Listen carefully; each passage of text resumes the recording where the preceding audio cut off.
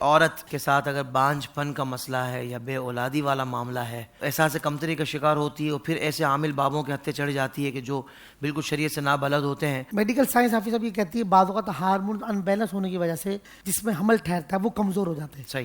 اب اس کو بانجھ پن کہہ دیا جاتا ہے کہ اللہ کی ذات پہ کامل یقین رکھیں، اللہ تعالیٰ نے اگر مقدر میں اولاد لکھی ہے تو وہ ضرور ہوگی۔ اس کا حافظ صاحب ایک بہترین عمل ہے، 21 نر چھوارے ہم لیتے ہیں، سورہ تغابن 3 مرتبہ پڑھ کے ان پہ دم کر لیں۔ جس دن عورتیں پاک ہوتی ہیں، پاک ہوئی، غسل کیا، اس دن رات کو 1 لیٹر دودھ میں یہ 7 چھوارے پکا لیں۔ صحیح۔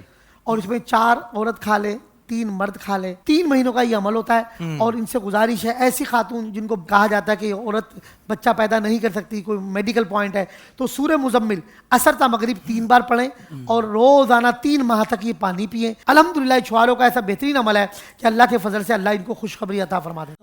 سوشل میڈیا پر اسلام کی صحیح تعلیمات جاننے کے لیے ابھی حافظ سائر قادری کا نیا YouTube channel Islamic digital studio subscribe کر لیں، اور ہاں نوٹیفیکیشن بیل آئیکن کو بھی پریس کر لیں تاکہ ہماری نئی ویڈیوز آپ تک بر وقت پہنچ سکے۔